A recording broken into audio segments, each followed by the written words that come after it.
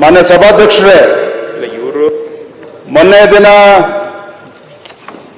ಸದನ ನಡೀತಾ ಇರ್ತಕ್ಕಂಥ ಸಂದರ್ಭದಲ್ಲಿ ನನ್ನ ಅನುಪಸ್ಥಿತಿಯಲ್ಲಿ ಗೌರವಾನ್ವಿತ ಸಚಿವರು ನನ್ನ ಮೇಲೆ ಒಂದು ಗುರುತರವಾಗಿರ್ತಕ್ಕಂಥ ಒಂದು ಆರೋಪವನ್ನ ಮಾಡಿದ್ದಾರೆ. 150 ಕೋಟಿಗಳ ಒಂದು ಆಮಿಷವನ್ನ ಒಡ್ಡಿದ್ದೇನೆ ಎನ್ನುವ ಒಂದು ಆರೋಪವನ್ನ ನನ್ನ ಮೇಲೆ ಮಾಡಿದ್ದಾರೆ.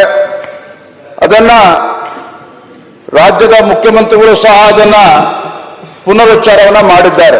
ಹಾಗಾಗಿ ಏನ್ ಸಚಿವರು ಒಂದ್ ಸೆಕೆಂಡ್, ನನಗೆ ಒಂದಾಗ ಮರ್ತೋಯ್ತೇನೆ. ಈಗ ನಾವಿವತ್ತು ಬೆಳಿಗ್ಗೆ 10 ಗಂಟೆಗೆ ಅನಾವರಣ ಕಾರ್ಯಕ್ರಮ ಇತ್ತು. ಮನೆ ಮುಖ್ಯಮಂತ್ರಿಗಳಿಗೆ ಬೇರೊಂದು ಕಾರ್ಯಕ್ರಮದ ಕಾರಣ ಬರೋ ತಡವಾಗ್ತದ ಕಾರಣ ಮಧ್ಯಾಹ್ನ ಊಟ ಆದ ತಕ್ಷಣ ಈ ಅನಾವರಣ ಕಾರ್ಯಕ್ರಮ ಹಮ್ಮಿಕೊಳ್ಳ. Okay, continue. ಸ್ವತಃ ಮುಖ್ಯಮಂತ್ರಿಗಳು ಸಹ ಆರೋಪವನ್ನ ಪುನರುಚ್ಚಾರ ಮಾಡಿರ್ತಕ್ಕಂಥ ಸಂದರ್ಭದಲ್ಲಿ ಈ ಸದನದ ಸದಸ್ಯನಾಗಿ ನಾನು ಅದಕ್ಕೆ ಉತ್ತರವನ್ನು ಕೊಡಬೇಕಾಗಿರ್ತಕ್ಕಂಥದ್ದು ನನ್ನ ಕರ್ತವ್ಯ. ಮಾನ್ಯ ಸಭಾಧ್ಯಕ್ಷರೇ,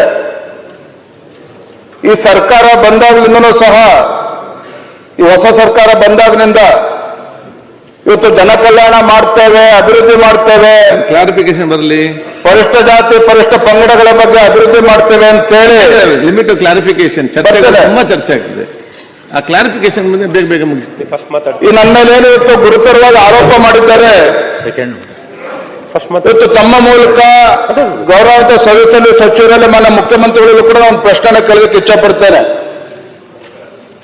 ಯಾವ ಹಿಂದಿನ ಮೈನಾರಿಟಿ ಕಮಿಷನ್ ಅಧ್ಯಕ್ಷರ ಒಂದು ಹೇಳಿಕೆ ಮೇಲೆ ನನ್ನ ಮೇಲೆ ಸದನದಲ್ಲಿ ಆರೋಪ ಮಾಡಿದ್ದೀರಿ. ನಾನು ಹೇಳಲಿಕ್ಕೆ ಇಚ್ಛಪಡ್ತೇನೆ, ಯಾವ ಹಿಂದಿನ ಭಾರತೀಯ ಜನತಾ ಪಾರ್ಟಿ ಸರ್ಕಾರ ಇದ್ದಾಗ ವಕ್ಫ್ ಅಲ್ಲಿ ಯಾವ ರೀತಿ ಹಗರಣಗಳು ನಡೀತಾ ಇದೆ, ಅಂದಿನ ಕಾಂಗ್ರೆಸ್ ಪಕ್ಷದ ದುರೇಂದ್ರಗಳು ಯಾವ ರೀತಿಯಲ್ಲಿ ದುರುಪಯೋಗ ಪಡ್ಕೊಂಡಿದ್ದಾರೆ, ಲೂಟಿ ಮಾಡಿದ್ದಾರೆ ಅನ್ನೋದ್ರ ಬಗ್ಗೆ ವರದಿಯನ್ನ ಅಂದಿನ ಅಧ್ಯಕ್ಷ ಅನ್ವರ್ ಮಾನಪ್ಪಾಡಿ ಅವರು ಮಾಡಿದ್ರು. ಆ ವರದಿಯನ್ನ ಕೊಟ್ಟ ನಂತರದಲ್ಲಿ 2000 ಜಗದೀಶ್ ಶೆಟ್ಟರ್ ಅವರು ರಾಜ್ಯದ ಮುಖ್ಯಮಂತ್ರಿಗಳು ಇದ್ದಾಗ ಉಪಲೋಕಾಯುಕ್ತರಿಗೆ ಅದರ ಬಗ್ಗೆ ತನಿಖೆ ಮಾಡೋದಕ್ಕೂ ಕೂಡ ಆದೇಶವನ್ನು ಕೊಟ್ಟಿದ್ರು. ಉಪಲೋಕಾಯುಕ್ತರು ಜಸ್ಟಿಸ್ ಆನಂದ್ ಅವರು ತನಿಖೆ ಮಾಡಿ ಅದರ ವರದಿಯನ್ನ ಮಂಡನೆ ಮಾಡಬೇಕು ಅಂತಕ್ಕಂಥ ಹಂತಕ್ಕೆ ಬಂದಾಗ, ವರದಿಯನ್ನ ಮಂಡನೆ ಮಾಡಿದಾಗ ಏನು 2016 ಮಾರ್ಚಲ್ಲಿ ಉಪಲೋಕಾಯುಕ್ತರು ವರದಿಯನ್ನ ಮಂಡನೆ ಮಾಡ್ತಾರೆ. ವರದಿಯನ್ನ ಮಂಡನೆ ಮಾಡಿದ್ರ ಬಗ್ಗೆ ಸೂಕ್ತ ತನಿಖೆ ಆಗಬೇಕು ಅಂತೇಳಿ ಮನವಿ ಮಾಡಿದಂತ ಸಂದರ್ಭದಲ್ಲಿ ಅಂದಿನ ರಾಜ್ಯ ಸರ್ಕಾರ 2016ರಲ್ಲಿ ಅಂದ್ರೆ ಸನ್ಮಾನ್ಯ ಸಿದ್ದರಾಮಯ್ಯ ರಾಜ್ಯದ ಮುಖ್ಯಮಂತ್ರಿಗಳಿದ್ದಾಗ ಅವತ್ತು ಕರ್ನಾಟಕ ಸರ್ಕಾರ ಒಂದು ತೀರ್ಮಾನ ಮಾಡ್ತದೆ. ಏನ್ ಹೇಳ್ತಾರೆ ಅಂತ ಹೇಳಿದ್ರೆ, ಕರ್ನಾಟಕದ ಅಲ್ಪಸಂಖ್ಯಾತರ ಆಯೋಗದ ಕಾಯ್ದೆ 94ರ ಕಲಂ 10/2 ಅಡಿಯಲ್ಲಿ ಆಯೋಗ ಏನು ಶಿಫಾರಸು ಮಾಡಿದೆ, ಈ ಒಂದು ವರದಿಯನ್ನು ಸಲ್ಲಿಕೆ ಮಾಡಿದೆ. ಅಲ್ಪಸಂಖ್ಯಾತ ಆಯೋಗ ಹಿಂದಿನ ಅಧ್ಯಕ್ಷರು ಸರ್ಕಾರಕ್ಕೆ ಸಲ್ಲಿಸಿರುವ ವಿಶೇಷ ವರದಿಯ ಶಿಫಾರಸುಗಳನ್ನ ಸಚಿವ ಸಂಪುಟದ ನಿರ್ಣಯಕ್ಕಾಗಿ ಮಂಡಿಸಲಾಯಿತು. ಕರ್ನಾಟಕ ಅಲ್ಪಸಂಖ್ಯಾತರ ಆಯೋಗದ ಹಿಂದಿನ ಅಧ್ಯಕ್ಷರು ಸರ್ಕಾರಕ್ಕೆ ಸಲ್ಲಿಸಿರುವ ವಿಶೇಷ ಮನವಿಯ ಶಿಫಾರಸುಗಳನ್ನು ದಿನಾಂಕ 3/3/2016ರಂದು ನಡೆದ ಸಚಿವ ಸಂಪುಟ ತಿರಸ್ಕರಿಸಿದೆ. ಇವತ್ತು ಸಿದ್ದರಾಮಯ್ಯನವರು ಹೇಳ್ತಾರೆ, ಮುಖ್ಯಮಂತ್ರಿಗಳು ಹೇಳ್ತಾರೆ, ಏನು ನನ್ನ ಮೇಲೆ ಆರೋಪ ಬಂದಿದೆ ಅಂತೇಳಿ ಇವತ್ತು ಸಿಬಿಐ ತನಿಖೆ ಮಾಡಿಸ್ಲಿ ಪ್ರಧಾನಮಂತ್ರಿ ಮೋದಿ ಅವರು ಹೇಳಿ ಅನ್ನುವ ಮಾತನ್ನ ಮುಖ್ಯಮಂತ್ರಿಗಳನ್ನೇ ಉಲ್ಲೇಖ ಮಾಡಿದ್ದಾರೆ. ಒಂದು ಸಂತೋಷ ತರ್ತಕ್ಕಂಥ ಸಂಗತಿ ಅಂತ ಹೇಳಿದ್ರೆ, ಈ ನಾಡಿನ ಗೌರವಾನ್ವಿತ ಮುಖ್ಯಮಂತ್ರಿಗಳಿಗೆ central bureau of investigation CBI ಬಗ್ಗೆ ಬಹಳ ವಿಶ್ವಾಸ ಬಂದಿರತಕ್ಕಂಥದ್ದು ತುಂಬಾ ಸಂತೋಷ ತರ್ತಕ್ಕಂಥ ವಿಚಾರ. ಆದ್ರೆ ಇದರ ನಡುವೆ ನಾನು ಇವತ್ತು ರಾಜ್ಯದ ಮುಖ್ಯಮಂತ್ರಿಗಳಿಗೆ ನಾನು ಮಾತನಾಡಲಿಕ್ಕೆ ಇಚ್ಛಪಡ್ತೇನೆ, ಸವಾಲನ್ನು ಕೂಡ ಹಾಕ್ತಾ ಇದ್ದೇನೆ. ಇವತ್ತು ನನ್ನ ಮೇಲೆ ಇವತ್ತೇನು 150 ಕೋಟಿ ಇವತ್ತು ಆರೋಪ ಮಾಡಿದ್ದಾರೆ, ಅದ್ರ ಬಗ್ಗೆನೂ ಕೂಡ ತನಿಖೆ ಆಗಲಿ. ಜೊತೆಗೆ ಇವತ್ತೇನು ಅನ್ವರ್ ಮಾನಪ್ಪಾಡಿ ಇಂದಿನ ಚೇರ್ಮನ್ ಕೊಟ್ಟಿರ್ತಕ್ಕಂಥ ವರದಿಯ ಮೇಲೆ ಉಪಲೋಕಾಯುಕ್ತರೇನು ತನಿಖೆ ಮಾಡಿ ಅವರು ಕೂಡ ವರದಿ ಸಲ್ಲಿಸಿದ್ದಾರೆ. ಆ ವರದಿ ಬಗ್ಗೆನೂ ಕೂಡ ಸದನದಲ್ಲಿ ಚರ್ಚೆ ಆಗಿ ಅದನ್ನು ಕೂಡ ಸಿಬಿಐ ತನಿಖೆ ಕೊಡ್ಲಿ. ಅದರ ಜೊತೆಗೆ ಅದರ ಜೊತೆಗೆ ಏನು ಪಾಪ ಮುಖ್ಯಮಂತ್ರಿಗಳು ನಿನ್ನೆ ನನ್ನ ಬಗ್ಗೆ ಏನು ಹೇಳಿಕೆ ಕೊಟ್ಟಿದ್ದಾರೆ, ಅವ್ರ ಬಗ್ಗೆ ನನಗೆ ಆಕ್ರೋಶ ಇಲ್ಲ, ಕೋಪ ಇಲ್ಲ. ಇವತ್ತೇನು ಮುಖ್ಯಮಂತ್ರಿಗಳು ಸಹ ನನ್ನ ಮೇಲೆ ಆರೋಪವನ್ನು ಹೊರಿಸಿದ್ದಾರೆ, ಅದ್ರ ಬಗ್ಗೆ ನನಗೆ ಆಕ್ರೋಶ ಇಲ್ಲ. ಅದರ ಬದಲಾಗಿ ಮುಖ್ಯಮಂತ್ರಿಗಳ ಬಗ್ಗೆ ನನಗೆ ಅನುಕಂಪ ಬರ್ತಾ ಇದೆ. ಹಗರಣಗಳ ಸರಮಾಲೆಯಲ್ಲಿ ಸಿಲುಕಿ ಹಾಕಿಕೊಂಡಿರ್ತಕ್ಕಂಥ ಮುಖ್ಯಮಂತ್ರಿಗಳು ತಮ್ಮ ಕುಟುಂಬ ಇವತ್ತು ಮೂಢ ಹಗರಣದಲ್ಲಿ ಒಂದ್ ನಿಮಿಷ ಮಾನ್ಯ, ನಾನು ಈಡಾಗಿಲ್ಲ ಮನೆ ಸಭಾಧ್ಯಕ್ಷೀಯ ಭಾಷಣ ಬೇರೆ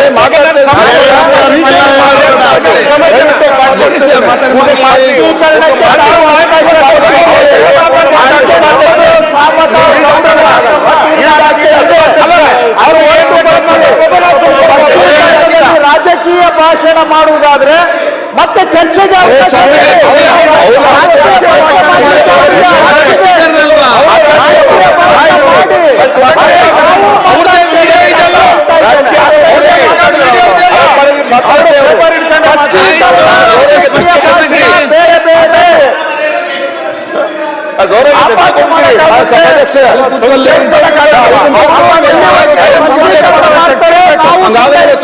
ಆರೋಪ ಮಾಡಿದ್ದಾರೆ.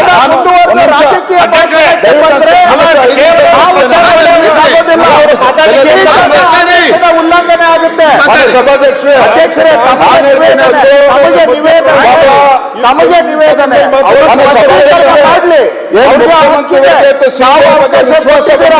ಸರ್ಕಾರ ರಾಜಕೀಯ ಭಾಷಣ ಅದನ್ನು ಕೂಡ ಸಿಬಿಐ ತನಿಖೆ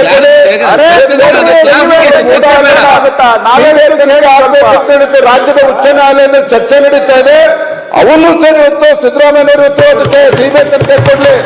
ಸದಾ ಮುಖ್ಯಮಂತ್ರಿಗಳು ಅವರಿಗೆ ಪರಮಾಧಿಕಾರ ಇದೆ. ಯಾವ ವಿಚಾರವನ್ನ ಸಿಬಿಐ ತನಿಖೆ ಕೊಡಬೇಕು ಅಂತ ಅವ್ರ ಮನಸ್ಸಲ್ಲಿದೆ. ಈ ಮೂರು ವಿಚಾರವನ್ನು ಕೂಡ ಸಿಬಿಐ ತನಿಖೆ ಕೊಡ್ಲಿ. ನಾನು ಕೊನೆಯದ ಒಂದು ಮಾತೇನೆ ಅಂತ ಮಾಡಿ ಸಭಾಧ್ಯಕ್ಷೆ, ಇವತ್ತು ಯಡಿಯೂರಪ್ಪ ಅವ್ರನ್ನ ಇವತ್ತೇನು ರಾಜಕೀಯವಾಗಿ ಹತ್ತಿಕ್ಬೇಕು ಅಂತೇಳಿ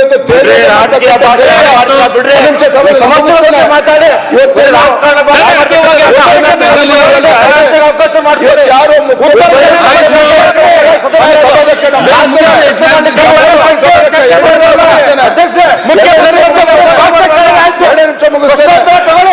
ಸಭಾಧ್ಯಕ್ಷರೇ, ಏನು ಮುಖ್ಯಮಂತ್ರಿಗಳ ವಿರುದ್ಧ ಯಾರು ಆರೋಪ ಮಾಡಿದ್ದಾರೆ, ಸ್ನೇಹಮಯಿ ಕೃಷ್ಣ ಅವ್ರ ವಿರುದ್ಧ ಒಂದು ಸರ್ಕಾರ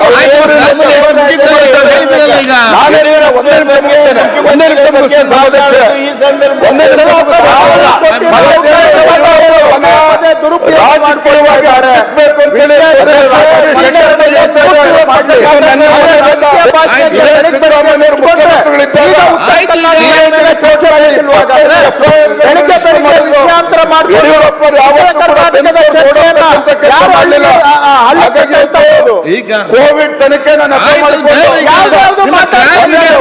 ಚರ್ಚೆ ಮಾಡಬೇಕಲ್ಲ.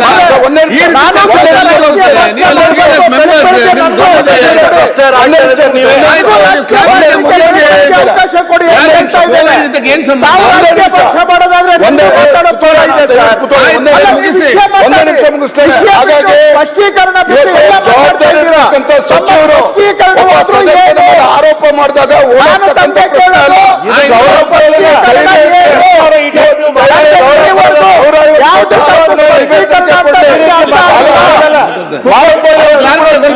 ಕೊಡ್ಲಿ. ಮೂಢ ವಿಚಾರನು ಕೂಡ ಸಿಬಿಐ ಮಾಡ್ಲಿ. ಆರೋಪ ಮಾಡಿ ಇಟ್ಟಂಡ್ರೆ ಮಾಡ್ತಕ್ಕಂಥ ಕೆಲಸ ಮಾಡಕ್ಕಲ್ಲ ಸದನ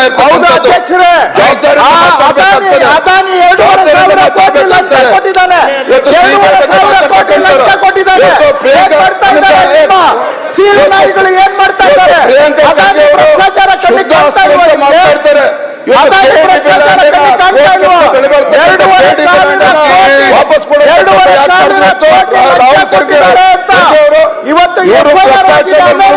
ಇವತ್ತು ನಮ್ಮ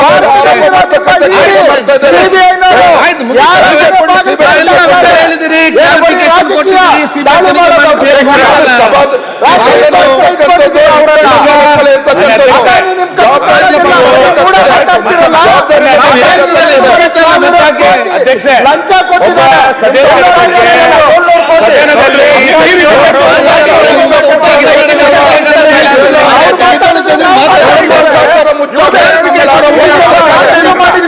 ಕೊಟ್ಟು ಇವತ್ತು ಈಗಲೇ ಬೇರೆ ಯಾವ್ದು ಅಧ್ಯಕ್ಷರೇ, ಏನ್ ಸಂಬಂಧ? ಅದೆಲ್ಲ ಒಂದೇ ನಿಮಿಷ. ಅಲ್ಲ ಸರ್, ಅಧ್ಯಕ್ಷರೇ,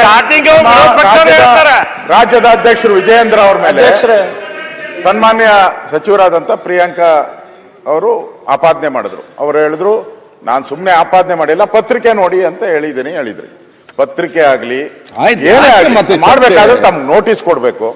ಆಯ್ತು, ಸದನದಲ್ಲಿ ಸದಸ್ಯರಿದ್ದಾಗ ಚರ್ಚೆ ಮಾಡಿದ್ದಾರೆ. ಮಾಡಿಲ್ಲ. ಇವೆಲ್ಲ ಕಡೆ ಮಾಡ್ರಿ. ನಾನು ಹೇಳುವಂತದ್ದು ಸುಮ್ಮನೆ ಎಲ್ಲದಕ್ಕೆ ಯಾಕೆ ಮಾತಾಡ್ತಿ? ಚರ್ಚೆ ಒಕ್ಬೋರ್ಡ್ ಚರ್ಚೆ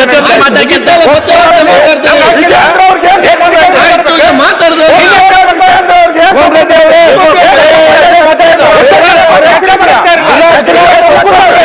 ಈಗ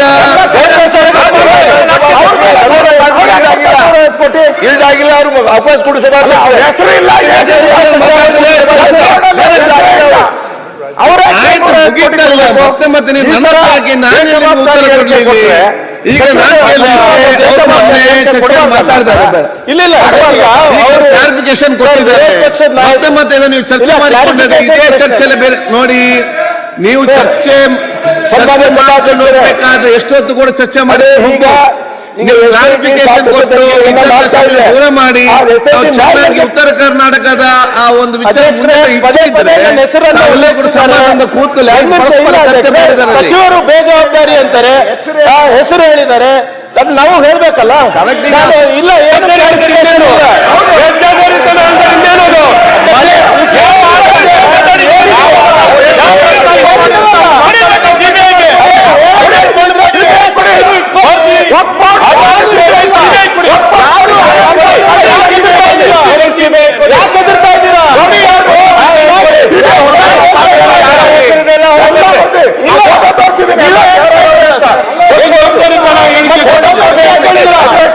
ಬರ್ಲಿ ದಮ್ಮಿದ್ರೆ ಕೊಡಿ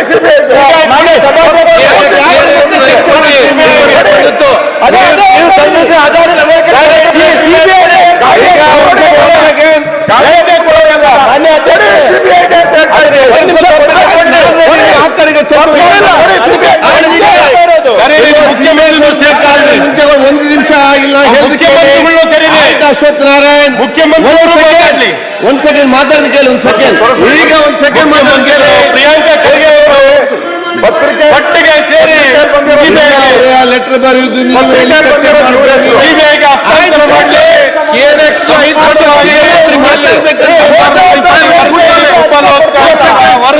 ನಿಮಿಷ ಒಂದ್ ಸೆಕೆಂಡ್ ಅರ್ಜ ಸದಸ್ಯ ಒಂದ್ ನಿಮಿಷ ಕೂತ್ಕೊಳ್ಳಿ. ಒಂದ್ ಸೆಕೆಂಡ್ ವಿಜೇಂದ್ರ, ಒಂದ್ ಸೆಕೆಂಡ್.